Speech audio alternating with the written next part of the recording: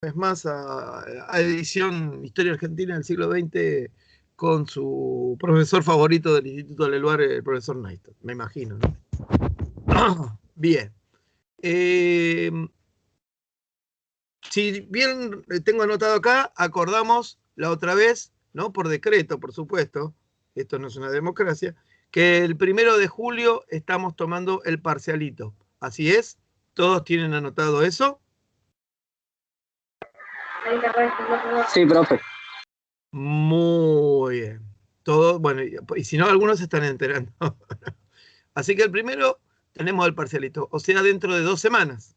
¿Sería así, según mi cuenta? ¿O estoy mal? Sí, dentro de 2 Dentro semanas. de 2 semanas. Perfecto. Muy bien. Entonces, algunas cuestiones, algunas modificaciones para poder encarar el asunto del parcial. Seguramente ustedes dirán, profe, ¿qué es lo que va a entrar en el parcial? ¿No? Me imagino ya. Porque ya igual me imagino que lo tienen leído todo y en realidad lo que va a venir es solo repaso, ¿no? Bueno, es así. Vamos a tomar desde todos los temas del gobierno radical, incluido, no, lo que no vamos a tomar son los textos sobre orden conservador, modelo agroexportador, etc. ¿Sí? Y incluida la clase de hoy. ¿Sí? ¿Estamos? Incluida la clase de hoy. Si vamos al cronograma, vamos primero con el cronograma 1, ¿no? A ver, ¿dónde estamos? Esperen por acá. Vamos al primer cronograma, el actualizado. ¿Sí? Vamos a mostrar en pantalla para que no quede dudas, ¿sí? Y después nadie me diga, no me avisó, profe, yo no estudié. Y todo eso. Vamos por acá. A ver. Bien. Vamos por acá. Ahora sí. Muy bien. ¿Se ve la pantallita? No se ve. ¿Se ve o no se ve? Muy bien. Entonces, del módulo 1, solamente vamos a tomar los temas que son sobre el gobierno radical. Esto que estoy marcando ahora, vamos a marcarlo en rosa. ¿Qué les parece? ¿No? Fucsia. O sea, todos los textos de rock, ¿sí?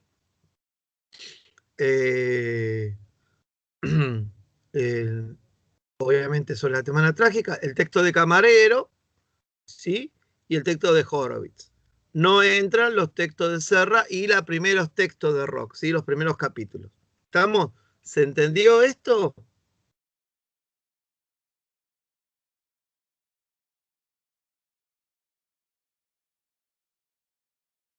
¿Me escuchan, che?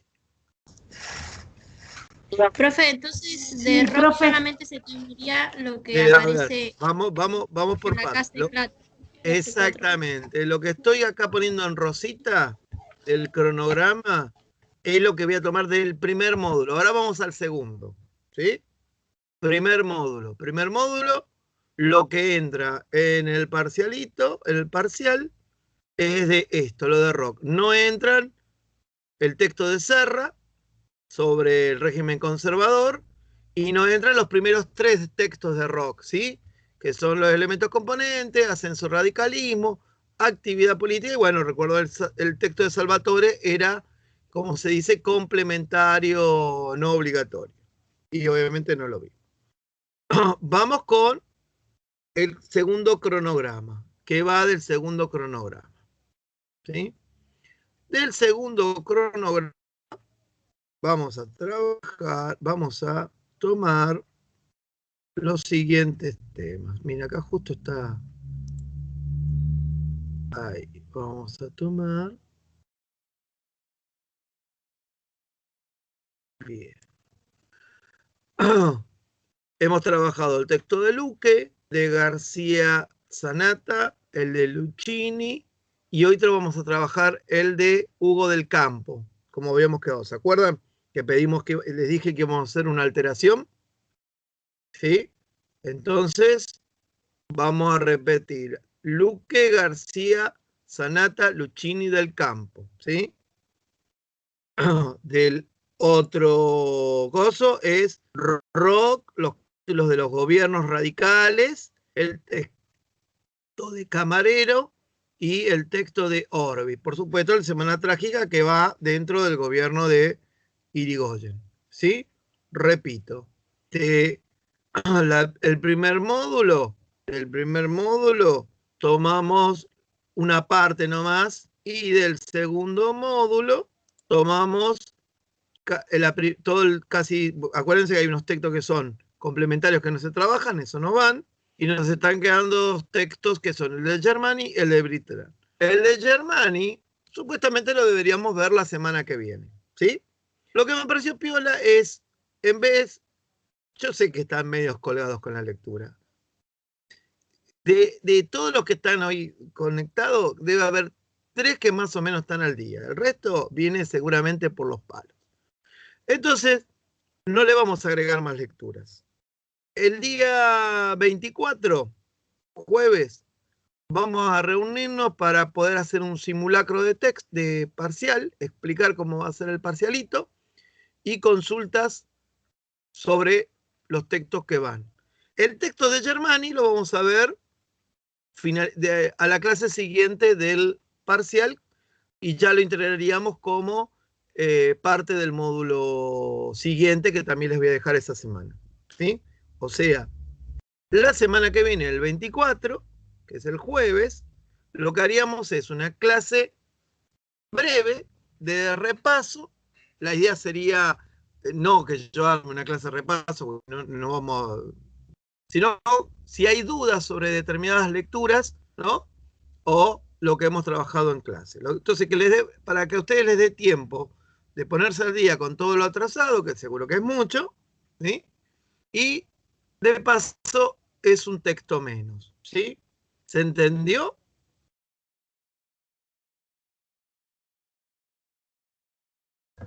Sí, profe. Perfecto. Muy bien, entonces, el último texto que entraría en la evaluación es el que vamos a ver hoy, que es el de Hugo del Campo. ¿Está? El de Germani no entra, el de Britran no entra. ¿Está claro? Obviamente no entran los complementarios. ¿Estamos? Igual recuerden, mis pequeños saltamontes, que de no ser un número satisfactorio, les doy un trabajo complementario, que probablemente implique sí ir a trabajar con los textos complementarios. ¿Estamos? Pero bueno, eso lo voy a decidir cuando vea los números. ¿Sí? ¿Les parece? Pero ya saben, están avisados que por la situación pandémica, ¿no? La idea es que el alumno esté valorizado, ¿no? Como quien dice, ¿no? En el sentido de darle la oportunidad de llegar al final.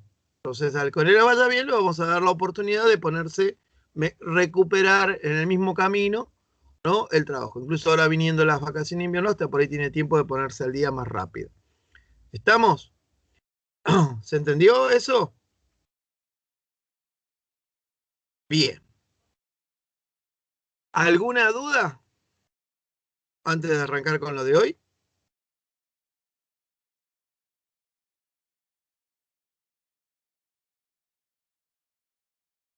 Muy bien, perfecto. Así que bueno, vamos a arrancar con lo de hoy. Si no hay dudas, vamos a presentar pantalla, como hacemos siempre, y vamos a darle al texto de Hugo del Campo, texto muy importante, un clásico, ahí llegó Gómez, un clásico de, ¿cómo se llama?, de historia argentina, ¿no? Ahora vamos a hablar un poquito de él. Hoy estuve tratando de buscar una foto, conseguí una por suerte. No hay mucho, dando vuelta por ahí. ¿Qué tal? ¿Cómo le va? Bienvenido, joven.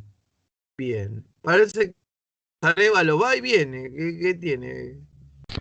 No sé, se tilda, esto es una... Parece mi gatito entra y sale. Lo no, saco pero... y entra por la ventana. Lo saco por la puerta, entra por la ventana. Un día una patada. No, a Sí, usted, no, no al igual gato. yo quiero patear todo esto porque se tilda, no sé, la verdad ya me tiene podrido. Mire, ya falta poco. Hay que aguantar un poco los trapos. Hoy yo tuve clase. La verdad, disfruté ir al Sarmiento. Muchos chicos con trabajos que debían, les llevé el trabajo, me traje los laburitos todo embolsadito, le eché el matabicho y listo. Y voy a corregir acá y ellos no se van a atrasar, porque si espero que me traigan las cosas virtual, me las van a mandar a los premios. Entonces le conté y le digo, les voy a evitar un problema. Y espero, la verdad, de corazón, que podamos volver a la virtualidad después de la vacación de invierno, a la presencialidad. Es lo que más quiero. Una para verlos, ¿no? A todos ustedes, mis pequeños saltamontes, y otra para terminar un poco con este encierro que tenemos. ¿Quién me saludó ahí? ¿Quién se agregó? Por encima entran con Ávila. ¿Qué tal, Ávila? ¿Cómo le va? Bienvenida. Mire, justo estaba poniendo los ausentes. Bueno. Muy bien. Listo. Están todos los que son. Me falta don García. No falta José hoy. ¿Qué pasa? Bueno, y la referente, que no sé qué le pasa, que le están llegando los mensajes de Carolina que le mando para que comparta. O, por ejemplo, yo le mandé hoy un recordatorio. ¿Le llegó? Sí, la foto de Bernie, que es un cuadro de los 30, se llama Los Trabajadores. Ah, bien. Claro, porque ya no se conecta, pero con ustedes. Sí, sí. Perfecto. Va a tener algún problema en la casa, especialmente. Bueno, muy bien. Vamos a arrancar con lo de hoy. Vamos a presentar pantalla. ¿Dónde estamos? Deja de compartir. Ah, pues ya había compartido. Qué tarado. Bueno, vamos a compartir de vuelta y vamos a buscar el Power. Frío hoy, ¿eh? Yo, la verdad, estoy con frío.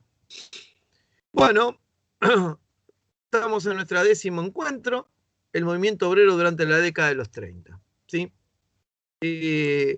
Vamos a trabajar el texto Sindicalismo y Peronismo, los comienzos de un vínculo perdurable, cuyo autor es Hugo del Campo, ¿sí? Y vamos a trabajar el capítulo 3 y el capítulo 4, ¿sí? Que tienen el mismo nombre, ¿sí? Bien, acá les presento al señor Hugo del Campo, la única foto que he conseguido en internet, ¿sí? Murió en el 2008 en París, y ahora acompaña a otras previas, ¿no? Se interesó obviamente por el mundo de los trabajadores. Fíjense, escribe sobre los anarquistas y el sindicalismo revolucionario, ¿sí? Interesante. Han escrito poco sobre el sindicalismo revolucionario. Conozco yo un historiador con el que yo estudié, de apellido Belkin, que también escribió sobre el sindicalismo revolucionario, ¿sí? Pero Hugo del Campo fue uno de los primeros que escribió en torno a ese grupo. Bien. Los temas que tratan los capítulos. Bueno, que la década del 30, digamos, hay un régimen represivo, lo que es la restauración conservadora, y el intento de mediar y controlar el movimiento obrero, ¿no? A partir especialmente de la llegada de los gobiernos de la concordancia. Hay el proceso de burocratización que se va a dar dentro del movimiento obrero. Obviamente vamos a diferenciar de lo que es el proceso de burocratización que conocemos en la actualidad, no tiene nada que ver. Las divisiones internas que hay dentro del movimiento obrero y los conflictos internacionales, ¿cómo afectan al movimiento obrero? A ver, ¿qué conflicto internacional va a afectar al movimiento obrero en estos años? A ver, ¿alguien sabe? ¿Qué dos conflictos internacionales van a afectar? Escucho. La caída de la bolsa. No, eso puede hacer, sí, está bien, no está mal lo que dice. Pero me hablo de conflictos. Conflictos.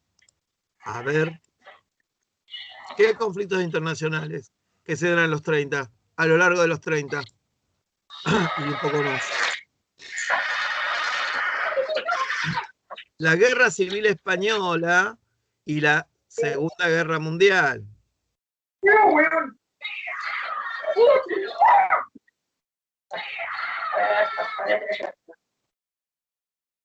¿Quién se está conectando que me hace ruido? ¿Quién es el ruidoso o la ruidosa? Bueno, vamos a seguir.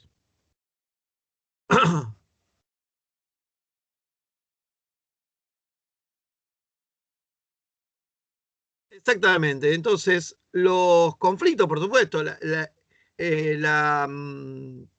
crisis del 30 es la que marca un poco los cambios económicos y sociales, es cierto, pero el movimiento obrero además es cruzado por cuestiones de lo que pasa afuera. Y obviamente la Guerra Civil Española en parte, pero la Segunda Guerra Mundial son conflictos que afectan a casi todo el mundo. ¿Sí? Es como hoy hablar de la pandemia, ¿no? No hay nada que no pueda escapar de la pandemia. Es como una guerra. Estamos como una guerra en el mundo y que cruza todo. Vamos a ver la situación del movimiento obrero en este momento. Bueno, la CGT no va a unir al 70% de afiliados gremiales, ¿sí? Entre 1935 y 1941 aumentan los trabajadores manufactureros. ¿Qué significa? Los de las industrias, ¿sí? Y fíjense, llegan al 71% en el año 46, que es el momento en que Perón llega al gobierno. Y disminuye el peso de los trabajadores, especialmente de servicios, donde el peso más fuerte lo tenían los sectores del transporte, ¿sí? Fíjense cómo va disminuyendo, ¿no? En el 36 los transportes pesaban el 41%, pasan al 35%, y en el 45 solo el 22% son trabajadores del transporte, lo que significa que se iban agregando nuevas ramas, especialmente de corte industrial y, y, y obviamente del sector secundario, y por otro lado, ¿no? Obviamente se diversificaba. Según Germani, ¿no? Que ya lo conocemos, él plantea que en 1941 estaba afiliado solo el 11%, ¿no? De los asalariados, ¿sí?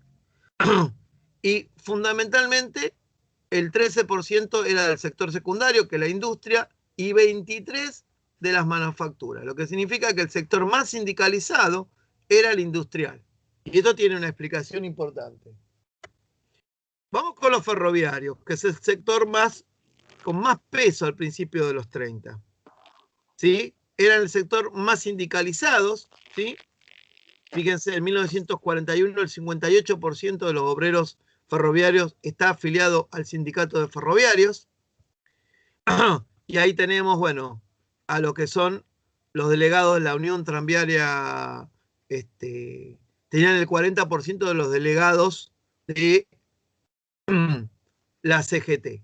Obviamente los ferroviarios era el gremio que más pesaba dentro de la Confederación General del Trabajo. La Unión Ferroviaria era un gremio muy heterogéneo en lo político y ideológico, lo que significaba que teníamos de todo, socialistas, sindicalistas, e incluso muchos comunistas.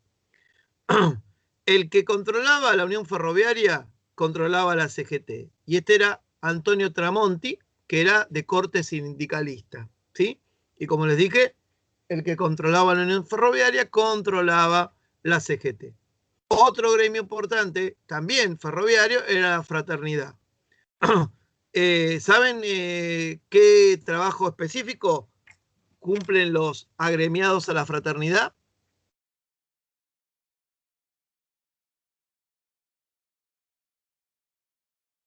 ¿Alguno de ustedes sabe qué función específica cumplen los ferroviarios afiliados a la fraternidad?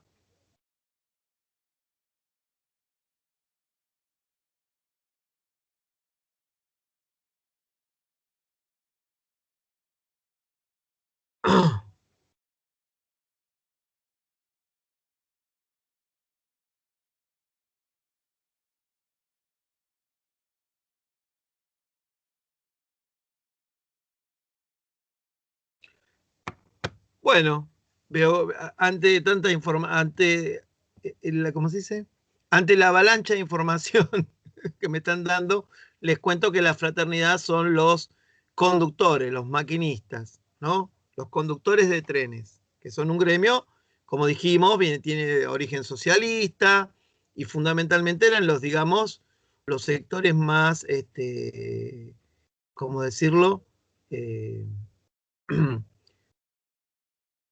Digamos, más calificados de los ferroviarios. ¿Me escuchan, no? ¿Están ahí? ¿O se cayó internet y yo estoy hablando solo? Se escucha bien, se escucha perfecto. Ah, bueno, perfecto. No, porque como no respondió nadie, dije, bueno, ¿será que me quedé solo? Bueno, justamente cuando empezó la represión en los 30 a cargo del gobierno de Uriburu, ¿sí? Se conforma la CGT allá por septiembre de 1930. La mayoría de los grupos que la conforman son sindicalistas, pero había otros grupos, ¿sí? En los primeros años tiene una vida, como se dice, vegetativa. La CGT no interviene en grandes cuestiones, se guarda. En 1932 recién tiene el primer boletín. Por ejemplo, logran liberar a 225 presos gremiales, logran conmutar la pena de muerte de 3 choferes anarquistas, ¿sí? Y eso incluso trajo una pelea interna, porque ¿qué significó? Que la CGT tuvo que ir a discutir con quién, con Uriburu, que era considerado un fascista, ¿sí? Pero claro, habían salvado la vida a 3 anarquistas. Y fíjense que son 3 anarquistas, mientras que la mayoría de la conducción de la CGT era sindicalista. Cuando llega Justo, ¿sí? La CGT y los sectores gremiales se manifestaron más contra las dictaduras y obviamente esto los acercó más a Justo, que obviamente es el momento en que el Estado comienza a abrirse, por decirlo de alguna manera, acuérdense que es un Estado interventor, a escuchar, vamos a ver que no del todo, las demandas de los trabajadores. ¿Sí? Por ejemplo, trabajan junto con entidades patronales para llevar adelante reformas laborales donde, por ejemplo, se establezcan las 40 horas de trabajo semanal.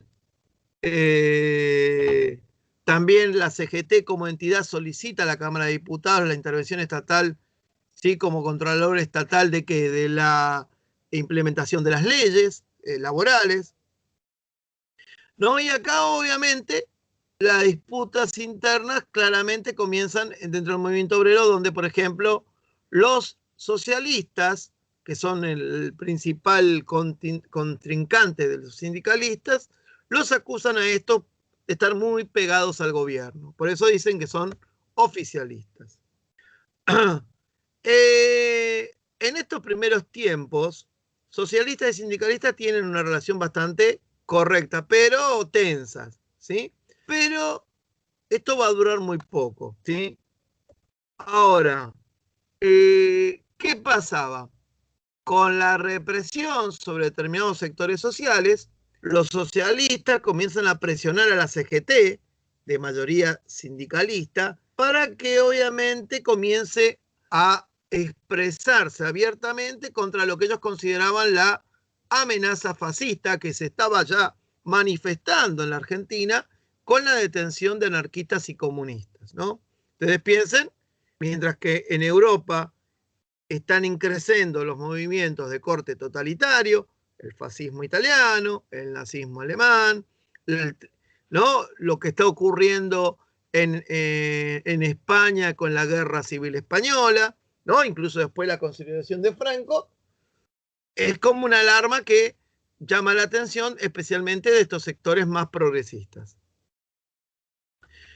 Incluso es asesinado un diputado socialista, pero la CGT, ¿qué dice? Que él desconoce que esto esté ocurriendo en la Argentina. O sea, como que dice que son hechos aislados que no tienen que ver con el avance del fascismo a nivel mundial.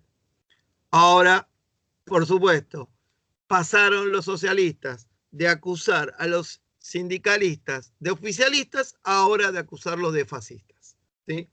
Después vamos a ver, cuando llegue el gobierno del GO en el 43, que justamente la CGT sindicalista va a decir algo cuando sea intervenida la CGT número 2, donde había comunistas, va a decir algo así como se la buscaron, más o menos, como justificación a la intervención de su, ¿cómo se llama?, organización competidora. Ahora, obviamente, al acusar los socialistas de fascistas a los sindicalistas, obviamente, esto era un enfrentamiento que no tenía arreglo de ninguna manera. ¿Qué cambios se dan en la CGT? ¿Sí? Profe, disculpe que lo interrumpa, pero me Decime, parece que no está compartiendo pantalla. ¿no?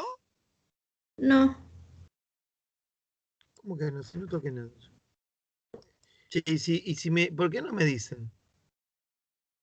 es que no sabíamos. Son bravos, ¿eh? Si le dije que iba a compartir el PowerPoint. Además, yo no había empezado a compartir el PowerPoint al principio, ¿no? Sí, Sí, por ejemplo, primero se ahora veía, pero después ya no. Ahí, pero díganme, profe, no se ve. Yo sí, insisto, un día voy a dar clase, voy a decir alguna barrabasada, a ver en qué momento se dan cuenta que estoy mandando fruta, ¿eh? Bueno, ahí está, vamos de vuelta. Ahí, esperen por acá. Bueno, y bueno, tendrán que verlo en el coso. Bueno, vamos con los cambios en la CGT, ¿no? Ahora sí se ve. Bueno, les cuento. sí se ve perfecto. Estoy mostrando un PowerPoint. Si se deja de ver, díganme, ¿sí? ¿Vamos? Así yo lo puedo arreglar. No sé qué toqué, porque si estaba mostrando tenía que haber seguido mostrándose. Pero bueno, yo emocionado. Sí, acá además me tendría que haber marcado, pero bueno, ¿qué va a hacer? Bien. Bueno, un cachito. Acá, ahí está. Los sindicalistas versus socialistas. Bien. Bueno, entonces la cuestión es que nos quedamos en esta instancia, en la cual los socialistas están enfrentados fuertemente a la dirección sindicalista y obviamente el objetivo es destronarlo del control de la CGT. Ahora, ¿qué cambios se van a dar en la CGT? ¿Qué habíamos dicho? El gremio, los que controlaran el gremio de ferroviarios, controlaban la CGT. Cuando los socialistas se hicieron con el control de la Unión Ferroviaria, obviamente arremetieron contra Tramonti, ¿no?, para sacarlo de la CGT, ¿sí? Y ahí es donde aparece Juan Domenech, ¿sí? Ahora le vamos a mostrar al principio, que era un afiliado del Partido Socialista. Ahora, ¿qué pasa? Los sindicalistas no van a aceptar la llegada de los socialistas y se va a dar una división dentro de la CGT, ¿sí?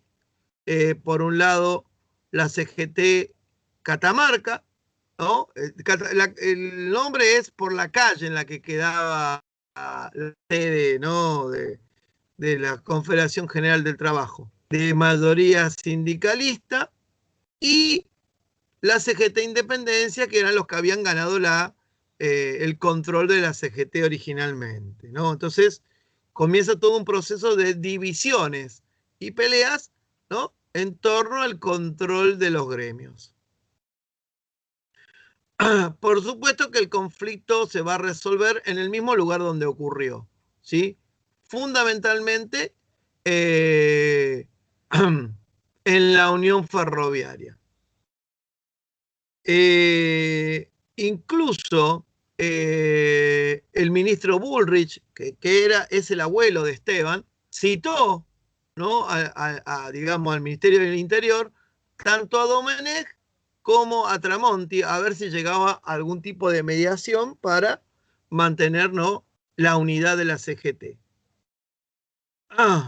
La cuestión es que Tramonti y otros son expulsados de la CGT y estos recurren a la justicia para ser reincorporados nuevamente a la dirección de la central CGT. Se suspenden las expulsiones y esto obviamente vuelven a unificar y todo el mundo adhiere a la CGT Independencia. Pero claro, imagínense que esto obviamente un revuelo porque había, digamos, lo que vamos a decir, un fuerte enfrentamiento, y esto va a marcar la tendencia de los años siguientes, ¿sí? Incluso Tramonti, que había intentado dividir a la Unión Ferroviaria, termina en 1940 volviendo a unificarla en una sola organización, ¿sí? Ahora, el peso, ¿no?, corrido los sindicalistas de la CGT, ¿no? Ustedes piensen que los sindicalistas eran los que planteaban esto, lo estudiamos en los textos anteriores, y que tuvieron un fuerte desarrollo en la etapa de los gobiernos radicales, ¿no? La presidencia política, la relación con el Estado, la idea de centrar sus demandas en lo económico, una tendencia fuertemente moderada, su rechazo a la participación política, obviamente va a trascender a los mismos sindicalistas y tiznando incluso las relaciones de otras tendencias. O sea, esto de mantener la independencia sindical frente a los partidos políticos es muy fuerte en los sectores obreros. Ahora, justamente esto retrasó lo que los socialistas sí buscaban, que era insertar en los partidos políticos al movimiento obrero, ¿no? Lo que en Europa se había dado fuertemente, donde los partidos socialistas y después comunistas, ¿no?, fuertemente influían en los sectores obreros, acá se demoró. Ahora, esto, mirado en retrospectiva, ¿no?, y ya con el ascenso del peronismo, facilitó un poco la tarea del peronismo, que obviamente va a tener esta idea, vamos a decir, un poco tomada del sindicalismo de mantener distancia supuestamente de la política, ¿no? Es medio extraño, ¿no? Porque generalmente lo que buscaba Perón es que fueran todos peronistas, ¿no? Yo me acuerdo, hay un librito de Osvaldo Soriano, que es para explicar otro hecho que tiene que ver con la interna peronista en los 70, y dice, a uno lo acusan de comunista, le dice, y dicen que somos bolche. ¿Cómo bolche? Si yo nunca me metí en política, siempre fui peronista. ¿Se entiende? La idea de que ser peronista no significaba estar metido en política, ¿no? Por lo menos esta idea era muy fuerte en la época, ¿sí? Vamos con los comunistas. ¿Qué pasaba con los comunistas? Bueno, acuérdense, Revolución Rusa, formación del Partido Comunista en la década de los 20, y el proceso de industrialización encontró a los comunistas en una situación inmejorable para empezar a llegar justamente a los sectores nuevos, ¿sí? No van a participar en los 30 en la constitución de la CGT, ¿sí? Y van a organizarse fundamentalmente por afuera, o por lo menos su táctica en un primer momento va a ser buscar organizarse por fuera de la estructura de la CGT. Organizan muchos sindicatos, especialmente de la industria. Por ejemplo, la Unión Gremial de Obreros Petroleros, vamos a arreglar esto, porque dice peroleros. ¿Dónde está? Petroleros, ¿sí? ¿Se sigue viendo, no, lo que estoy mostrando? Sí, ¿no? No se fue nada, ¿no? Sí, se ve, profe. Sí, se ve. Perfecto, muy bien. Entonces, en 1931 fundan la Unión Gremial de Obreros Petroleros de Comodoro Rivadavia, ¿sí?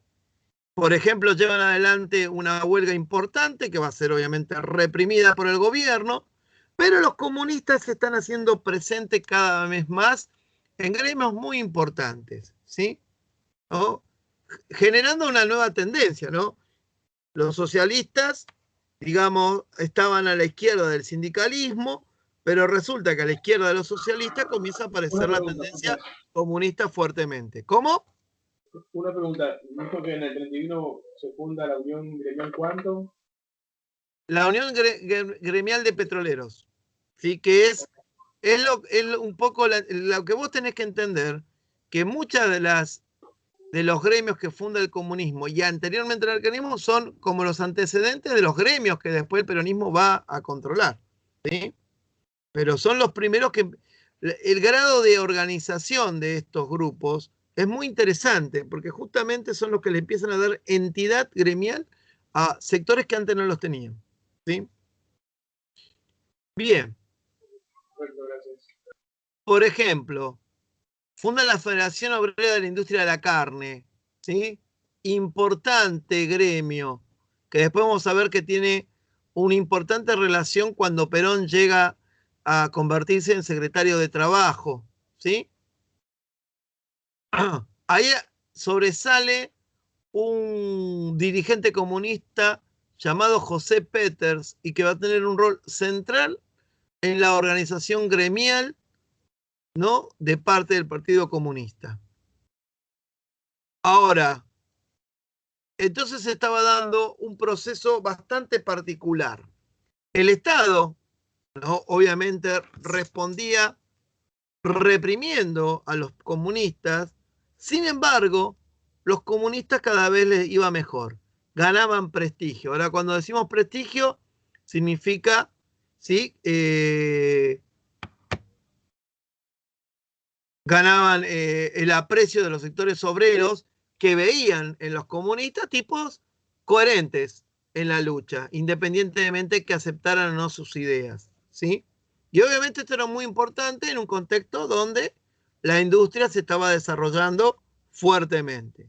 Ahora vamos a ver, esto lo vimos con el texto de Cristina Lucchini, ¿no? Esto va a hacer que determinados sectores de la Fuerza Armada vean con temor, ¿no? El rol que los sectores comunistas tenían en la clase obrera. En 1935 forman el Sindicato de Obreros Albañiles del Cemento Armado y Anexo, lo que va a derivar básicamente en una huelga muy fuerte y que va a derivar en la conformación de la Federación Obrera Nacional de la Construcción, con 58.000 afiliados, ¿sí?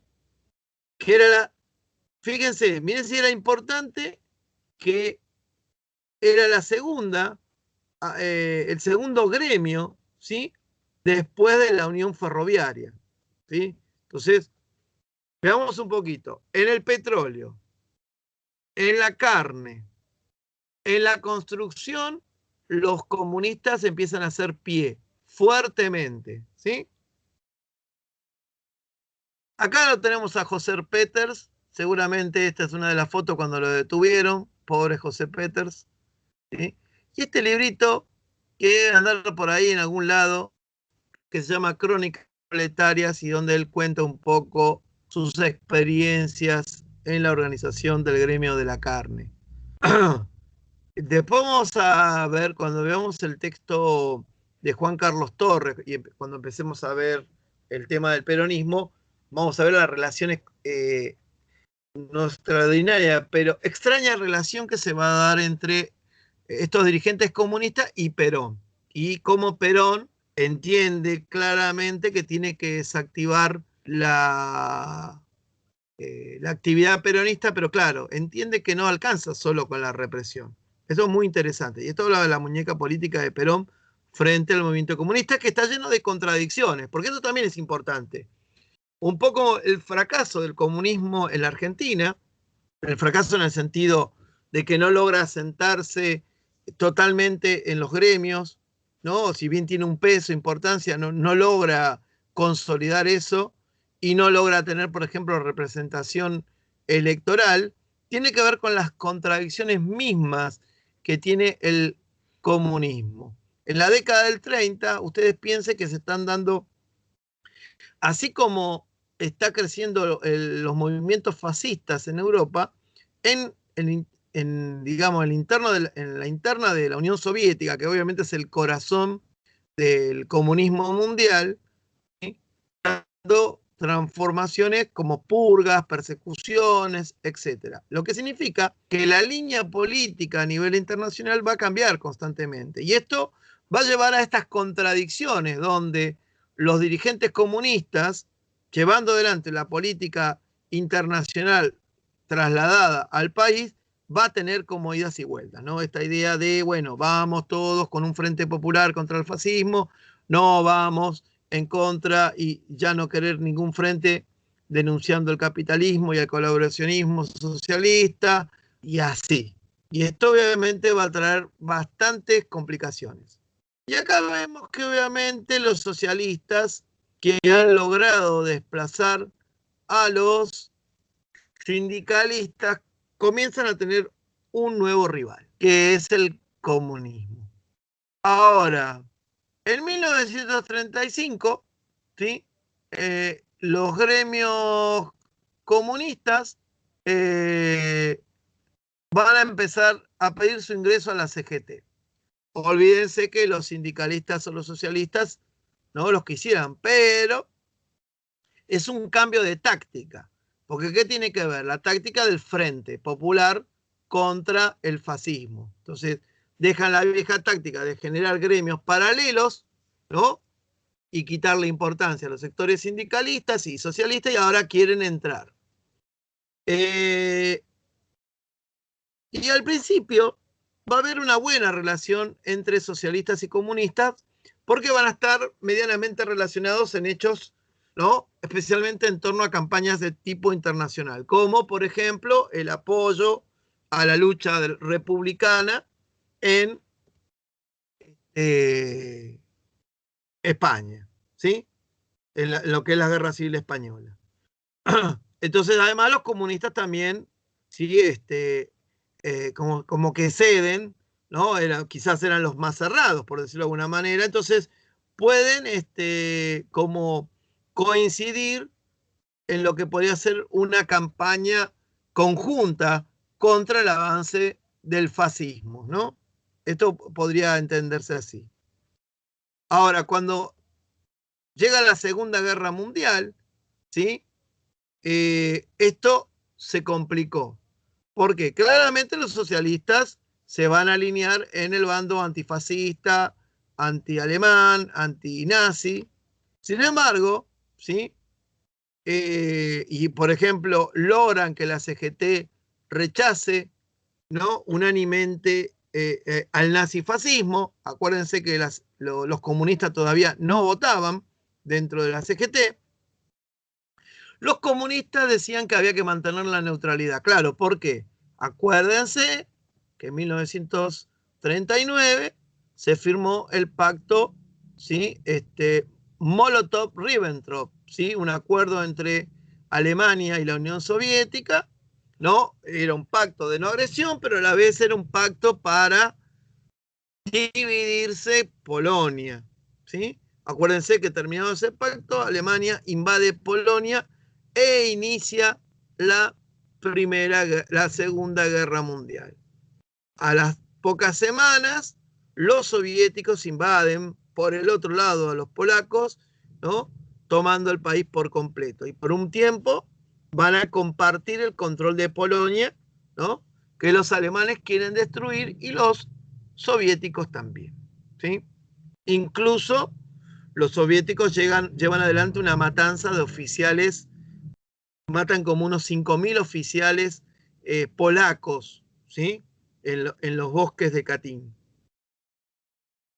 Ahora, cuando los nazis invaden la Unión Soviética, otra vez los comunistas cambian, ¿no? Y buscan la alianza con los otros sectores, incluso la amplían a sectores de partidos burgueses, no obreros, ¿sí? Como el radicalismo, por ejemplo. Entonces la CGT, obviamente, siempre está, bueno, dividida. Y acá aparece ahora el intento de los comunistas que venían con la idea fundamentalmente de que de desplazar a este dirigente socialista moderado que era Domenech. Y van a aprovechar el conflicto en la Federación de Gráficos Bonaerense para justamente lograr correrlo del camino. Entonces, para marzo de 1943 había como una especie de empate técnico entre comunistas y socialistas, y se presentan dos listas al Secretariado General, ¿sí? Y en la cual está Domenech, ¿no?, que ya es bien conocido, y Pérez Leirós, ¿sí? Obviamente, ahora, la votación obviamente no queda muy claro, ¿sí? No se resuelve muy claramente, sino que también empezaban a aparecer algunas cuestiones de tipo personal. Entonces vamos a ver, dice Del Campo, que muchas veces no tenía que ver por ahí con lo ideológico, sino que había estos dirigentes comenzaban a tener una autonomía acomodaticia a determinados eventos, y por ahí mucho peso lo ideológico no va a tener en el fondo. Acá lo tenemos a José Domenech, ¿sí? Y acá lo tenemos a Pérez Leirós, ¿no? Candidatos a disputarse el control del CGT. Ahora, lo característico de esta división que se da es que ambas CGT están dirigidas por socialistas, porque Leirós no era comunista, pero lo apoyaban los comunistas, ¿sí? Y obviamente no había diferencias ideológicas, pero queda claro que la afiliación de ambos, tanto de Domenech como de Leirós, era de ocasión, por decirlo de alguna manera. La CGT número 2 era por ahí la que, por influencia de los comunistas, aspiraba a una mayor participación en el terreno de la política nacional y también internacional. Entonces era la que impulsaba más la campaña antifascista, que la Argentina dejara la neutralidad en la guerra, etc. Ahora, la CGT número 1, a pesar de que tenía un dirigente de características socialistas, tenía una actitud, digamos, más neosindicalista, retomando la vieja consigna de la presidencia política y la idea de mantener buenas relaciones con el gobierno. O sea, esta idea más de sentarse a discutir con el gobierno en buenos términos. Entonces, una más al choque, la otra más moderada. Perón en algún momento las va a distinguir, especialmente en la primera etapa del GO, cuando tomen el poder, y va a considerar al primer grupo como sindicalismo político, ¿no?, al grupo que integraba la CGT número 2 y tenía a Leirós como candidato, y el sindicalismo gremial, ¿sí?, que era justamente el de la CGT número 1 y que es obviamente el que él prefería a discutir. Entonces, cuando asuma la Secretaría de Trabajo, su rol va a ser justamente en tratar de anular ese sindicalismo político que le preocupa, especialmente el de influencia comunista, y tratar de potenciar ese sindicalismo gremial supuestamente apolítico o preincidente político, ¿sí? Ahora, dentro de los gremios, a medida que el Estado se fue interesando en la relación, ¿no?, los ministros empiezan a citar, a trabar relación con los sectores sindicalistas, estos van a empezar a sumar gran importancia, a convertirse en personajes, ¿no?, y que por otro lado, la disposición de recursos económicos, de una prensa importante, ¿no?, donde los cargos son rentados para hacer la actividad gremial, o sea, los tipos dejan de trabajar en sus fábricas o empresas y ahora se convierten en dirigentes de sus gremios que les pagan un sueldo para hacerlo, ¿sí? Entonces van a empezar a hacer algunos, digamos, a usar procedimientos para mantenerse en el cargo, ¿sí?, o intervenir seccionales, ¿no?, que no les son muy adeptas, expulsar a algún dirigente molesto o hacer un uso faccioso de la prensa, o sea, la prensa totalmente tendenciosa para el sector que controla el sindicato. Ahora, por ejemplo, acá dice Del Campo que Domenech era afiliado socialista, pero eso era más que nada una cuestión de conveniencia personal. Ahora, esa burocratización, ¿no? Digamos, yo diría la primera burocratización, ¿no? A mí me parece que hay como 4 etapas de la burocratización en el sector gremial. Tengo ganas de unos años de escribir algo al respecto. Buscar 4 momentos. Creo que este es el primer momento en el cual descubren los sindicatos el poder que tienen frente al gobierno que también es ameno a discutir, ¿no?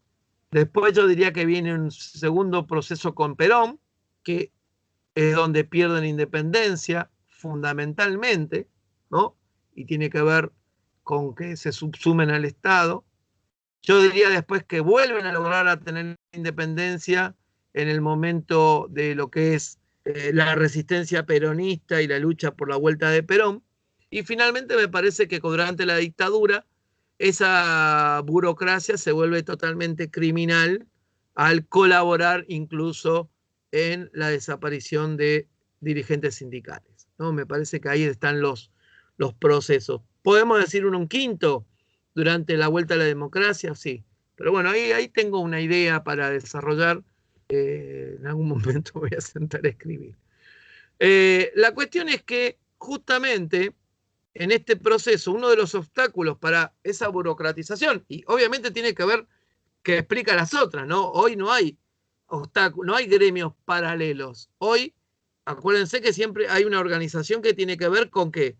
Con la existencia de un solo gremio por rama en general. Bueno, acá había posibilidades de distintos gremios, lo que significaba que al no tener el número total dentro de un gremio, era necesario que los dirigentes de un gremio tuvieran que negociar con los del otro, que muchas veces representaban a los mismos trabajadores o la misma rama, ¿sí?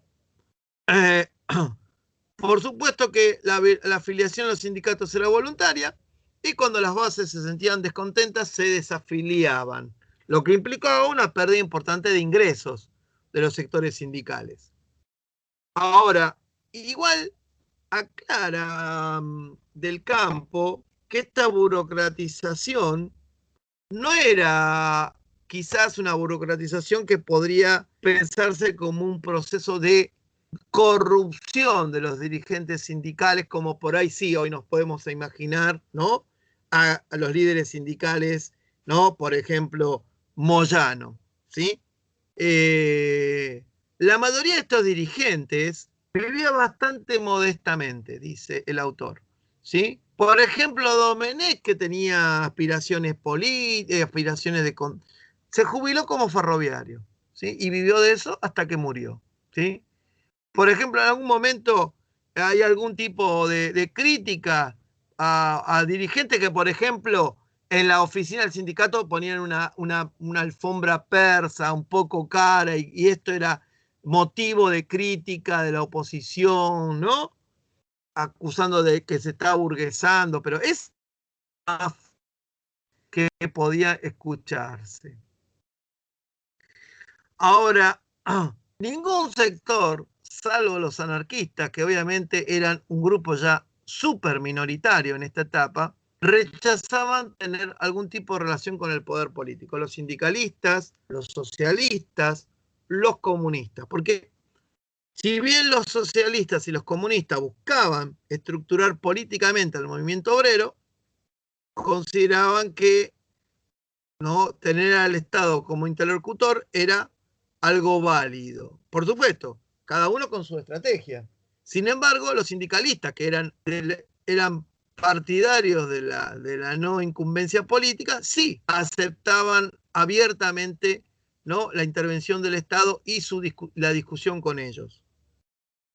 Ahora, en 1943 a fines del 43, cuando las cosas ya habían cambiado un poco. Acuérdense que en junio del 43 se da el golpe del GO, ¿sí?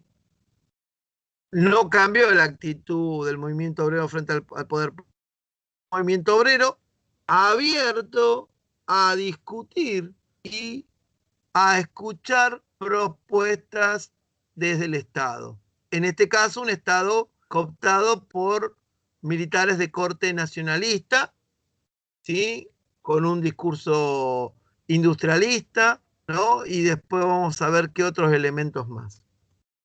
Y obviamente lo que cambió fue la actitud del gobierno hacia los gremios, donde hubo una apertura importante.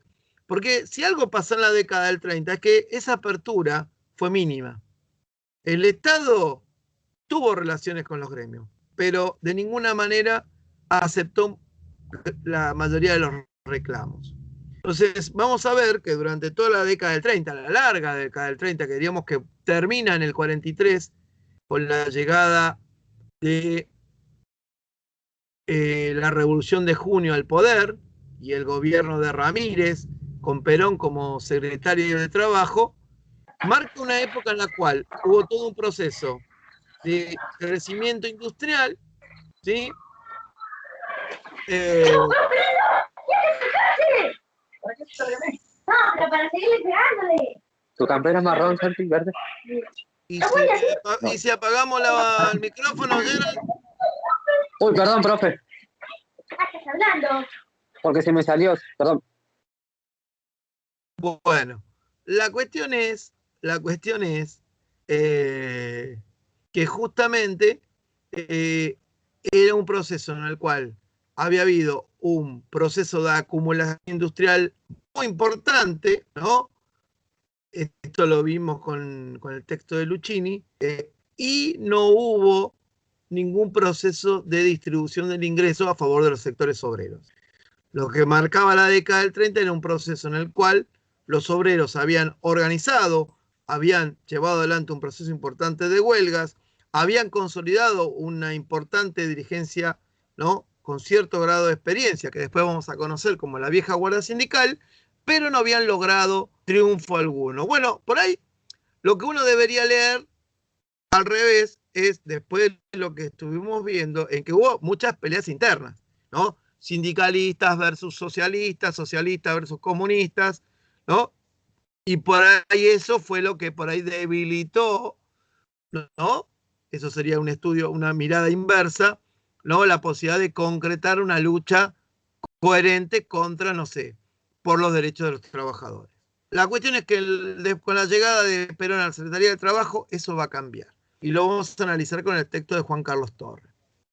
Justamente fue el coronel Perón, que es el que va a buscar estos contactos con estos sectores amigos de escuchar propuestas del Estado, ¿sí?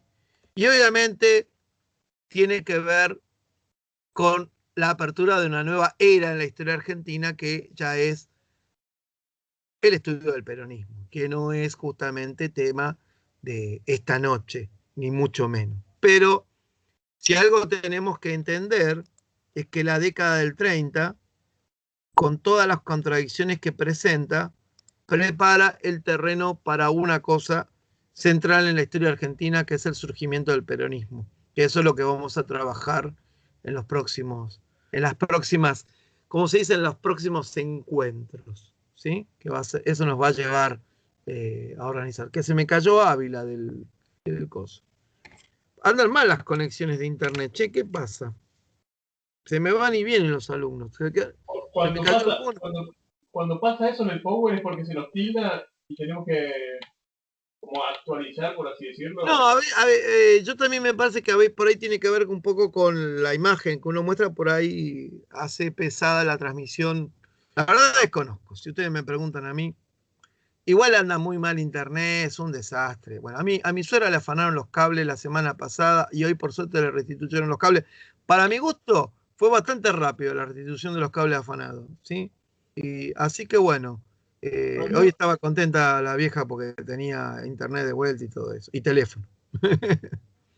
Así que bueno, a ver, quiero preguntas y consultas al respecto. ¿Cómo vienen con la lectura? Por ejemplo, este texto, ¿quién lo leyó? ¿Alguien lo leyó para hoy?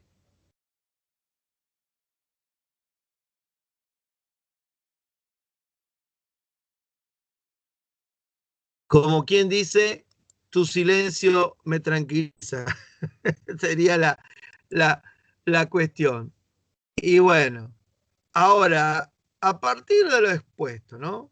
Lo empecé a leer muy bien. Eso es importante, doña Marcela. Acuérdense que es un texto de 2 capítulos, ¿no? Tienen que aprovechar el tiempo, mis pequeños, porque ustedes ven que uno da clase una sola entrega por semana, lo que significa que tenemos 2 horas todas las semanas que pertenecen a la clase y les pueden aprovechar para leer. ¿Sí? Y digo porque después se va a ir amontonando. Le digo por experiencia, porque cuando lleguen los finales, ahí sí va a ponerse las pilas. ¿Sí? Y eso va a estar muy complicado. ¿Sí? Entonces no se duerman en los laureles, porque ahora venimos con múltiple choice, vamos a venir con todas las posibilidades para que arrimen el bochín para dar el final, pero el final hay que estudiar con todo, ¿eh? Y el final conmigo es oral, ¿sí? ¿Sabes o no sabes? Sea presencial, virtual o espacial. O sea, si no saben, no saben. Y eso va a ser complicado. Bien, a lo expuesto, preguntas, dudas. Se me fue del oglio. ¿Qué pasó? Preguntas, dudas. Escucho ofertas. Vamos. Dudas. ¿Qué cosas que le llamen la atención de la década del 30? Esto es un estudio. Está bueno que yo lo plantee. Es un estudio sobre las instituciones obreras, ¿no? No es un estudio sobre los obreros. ¿Sí? Si a mí me preguntan, Hobbes ya decía, ¿no? Se confunde a veces la historia de los gremios con la historia de la clase obrera. Acá se está estudiando instituciones obreras, los gremios, ¿sí? Las grandes confederaciones, pero los obreros no están, ¿sí? Están los obreros, están ahí, suponemos que están ahí atrás, ¿sí? Por eso la historia del movimiento obrero no es solamente la historia de los sindicatos obreros, ¿sí? Cuidado con eso, porque a veces cometemos el error, ¿no? De entender eso muy fácil. Entonces, cuando uno ve historia del movimiento obrero, lo que lee en realidad es el movimiento de cómo se organizaron los anarquistas, cómo se organizaron los sindicalistas, ¿no? Y sin embargo, los obreros no aparecen muy poco, ¿sí? Acá tengo el libro del señor Hugo del Campo, ¿sí? Que les presenté hoy. Bueno, vuelvo a repetir, dudas, preguntas, ¿qué cosa le parece curioso en la década del 30? A ver. No, por ahí lo que a mí me pareció curioso, porque yo sabía que la CGT se había separado varias veces, y esto de que la primera separación haya sido por esto, por ideologías, una sindical y otra socialista. Y bueno, como a los comunistas también ese rechazo, yo no sabía, es otro tipo de historia que hasta ahora no sabía. Es interesante. Y a vos te llama la atención porque ahora no se hace las separaciones por eso, ¿no? Hoy no, No. hoy las divisiones de la CGT o los gremios no tienen que ver por cuestiones fuertemente ideológicas. Hoy No, tiene que ver más bien con qué beneficio me sale o qué beneficio no. Exacto, el control del poder y las prebendas que traen cada cosa. Por lo menos eso es lo que sospechamos todos, ¿sí? Porque no vemos yo por lo menos no veo mucha diferencia entre Moyano y algunos otros dirigentes que no se quieren mucho entre ellos, sin embargo, nos parecen bastante parecidos, ¿sí o no? ¿Qué opinan ustedes? Acá sí había discusiones realmente políticas. Bueno, el peronismo terminó con eso, vamos a ser francos. Ahí está. ¿O no? ¿Qué opinan ustedes?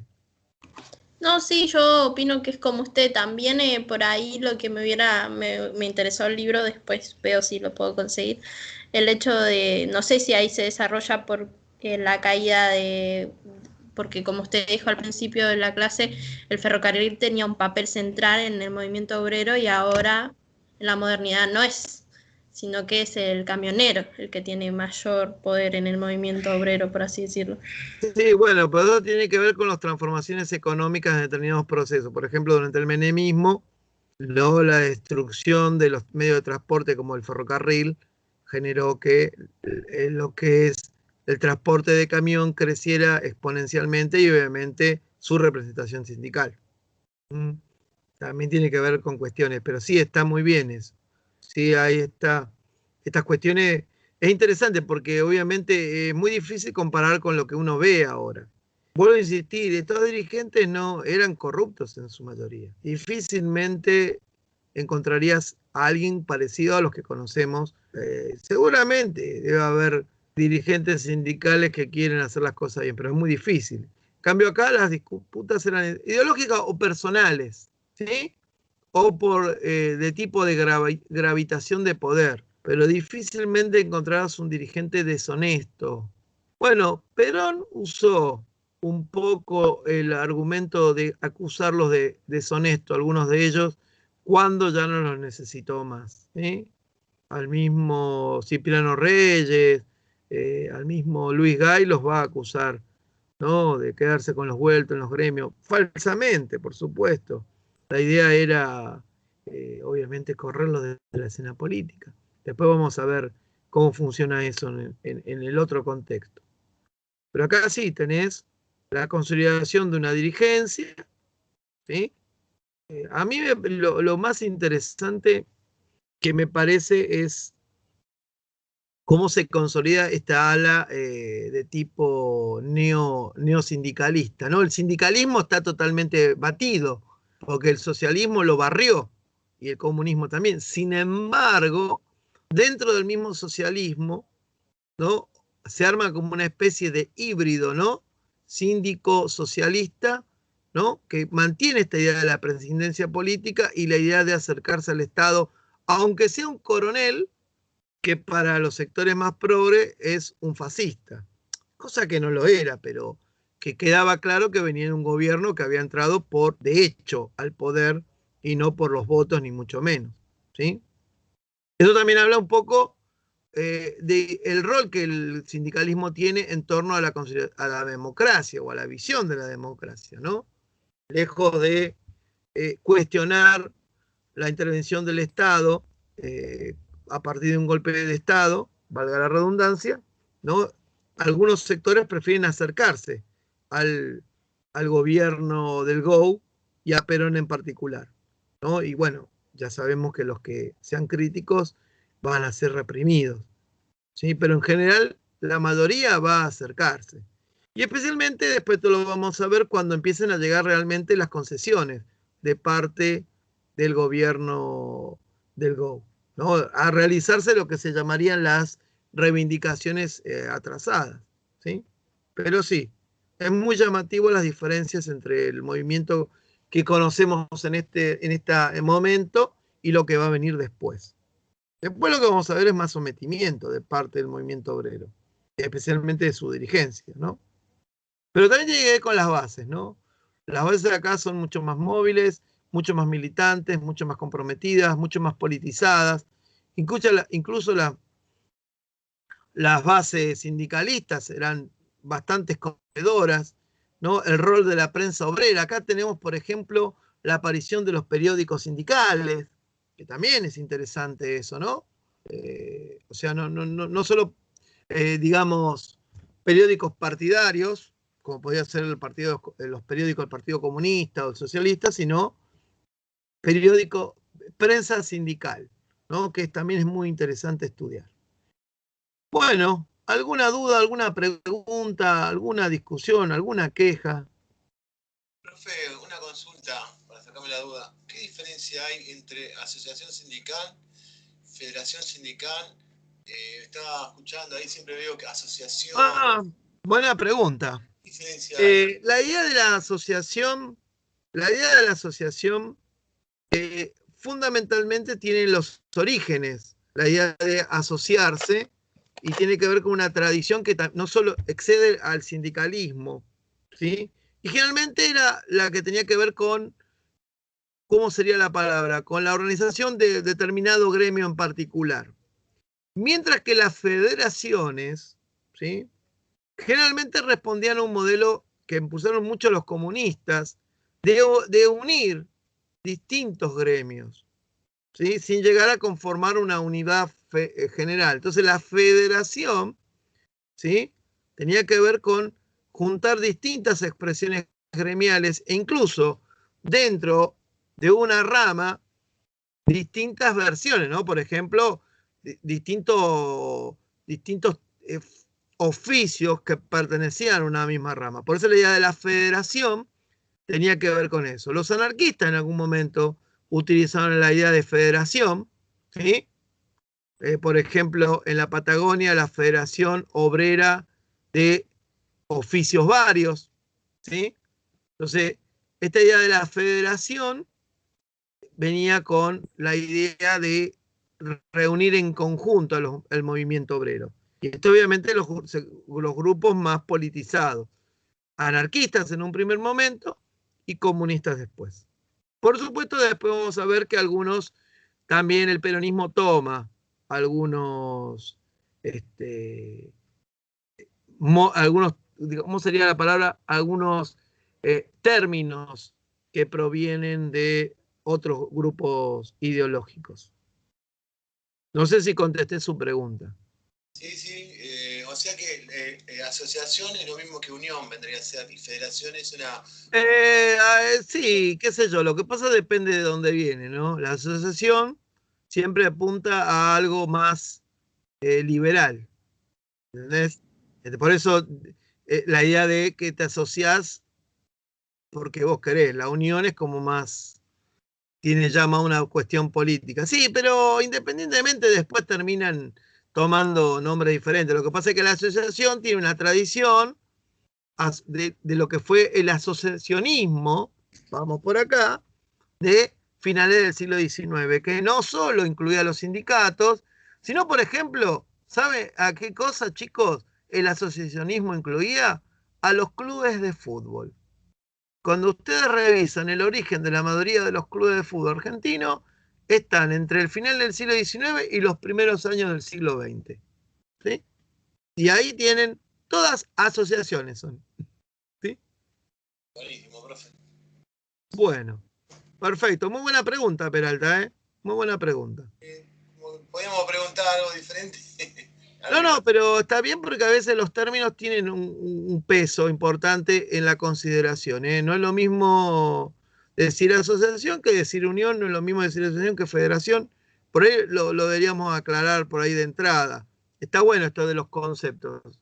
Sí, esto es importante. El texto es bastante claro. Lo que pasa es que yo elegí un capítulo, ¿vio? Si yo le pregunto, creo que los primeros capítulos justamente son los que aclaran los términos. Pero bueno, no podemos ver todo el texto. Sería fantástico. Sería de mil amores poder verlo a cosas. Tengo ganas de incluir algún capítulo para peronismo. No es el momento de andar haciendo cambios en la bibliografía así medio radicales. Buenísimo, profe. Así que bueno. ¿Cómo viene con la lectura usted, Peralta? Y venimos haciendo un esfuerzo de tratar de leer. Me había enganchado el otro día con el video de los PowerPoint, la verdad que me ayudaron un montón. Vengo mirando los PowerPoint, pegando una lectura, así que, y como dice usted, ayuda un montón los PowerPoint y poder ver las clases, ¿no? Por ahí capaz que... Reverlas, ¿no? Incluso las que... Está bien, bueno, yo es lo que les propongo de acá al jueves 24. Traten de armarse un cronograma para rever las clases. Ustedes piensen que tienen, vuelvo a repetir esto que ya lo dije, tienen una ventaja sobre grupos que han estudiado acá, es que tienen la posibilidad de sentarse a ver otra vez las clases. No es, a ver, revisar los apuntes, que estaría bien que hicieran tomar apuntes mientras estamos en clase. Por eso es importante también, eso fija mucho también. Ahí estamos haciendo mal en grabarle todo y dejarle todo, pero también hay que considerar que la situación es diferente, ¿sí? Usted piense que antes el que no venía a clase, ya está, ¿viste? Anda a preguntarle a Magoya, que dijimos, ¿no? El PowerPoint de la década infame me pareció espectacular, profe. Lo miré bien y quedó, pero... Bueno, era bastante completito, es verdad, bastante completito. A veces me luzco. Hay otro día que la verdad yo después miro, uy, pobre muchacho, les tiré por encima porque en realidad lo que yo trato de presentarles es una síntesis del texto para que les quede algo, ¿sí? Importante. Porque yo sé que después, cuando viene el final, el momento del final, esos últimos días, en realidad no conviene ponerse a leer un texto completo, conviene hacer una síntesis. Entonces los Power les van a servir como para leer y más si tienen las clases previas. Yo lo recomiendo es sentarse a ver las clases otra vez, organizarse. Yo sé que en Netflix hay cosas más interesantes que ver mis clases y verme a mí, pero bueno, ¿qué va a hacer? Por ahí no hace falta verme, ¿no? Con que escuchen la clase, pero como viene con imágenes, las clases, fija mucho, les va a ser muy interesante. Y bueno, y espero que lo puedan reflejar en la prueba. Igual es multiple choice, pero bueno, tiene su dificultad, ¿no? No voy a mentirles. Seguro. Tiene su dificultad, mijo. Pero bueno, yo tengo la idea de que en esa hora y media que nos vamos a juntar, lo van a poder resolver. Yo doy, ¿qué dice? Doy como testimonio, ¿qué?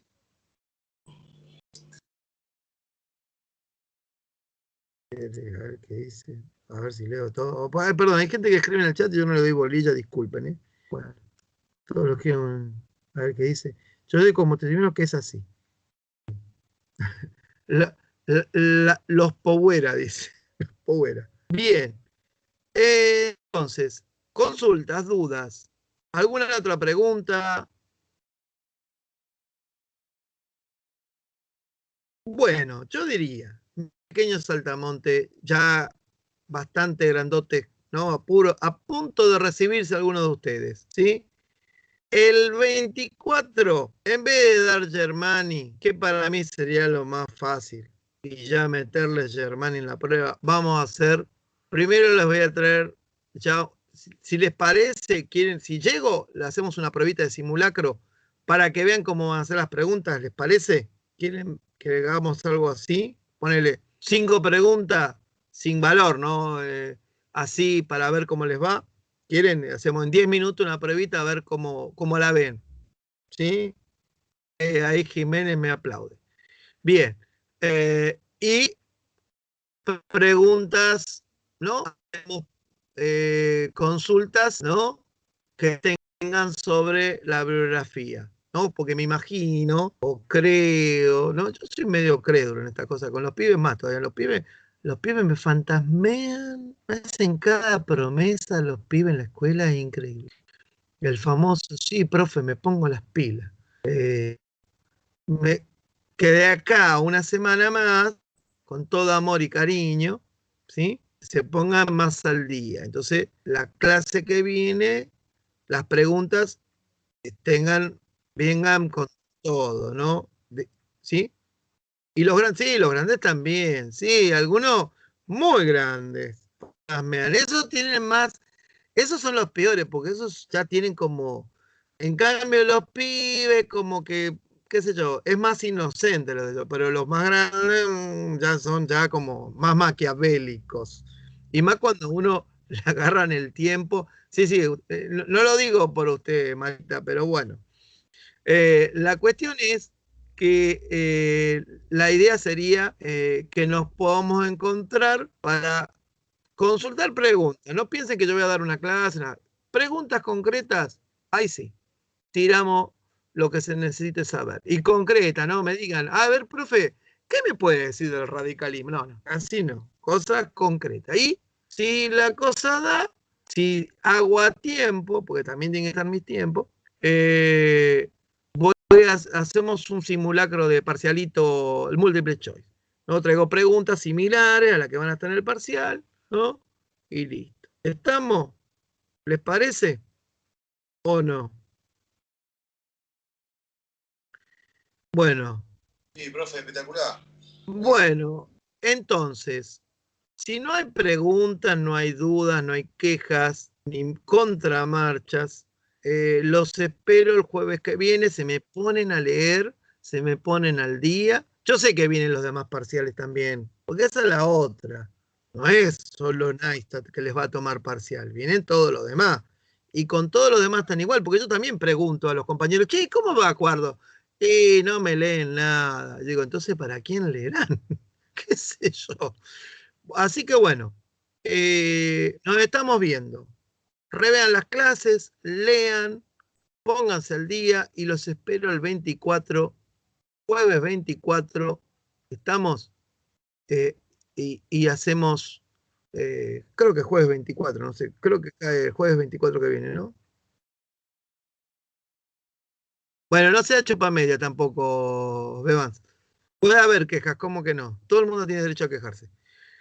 La cuestión es, escuchen, que el 24 los espero con preguntas y para hacer el parcialito, no el parcialito, el simulacro de parcialito, ¿sí?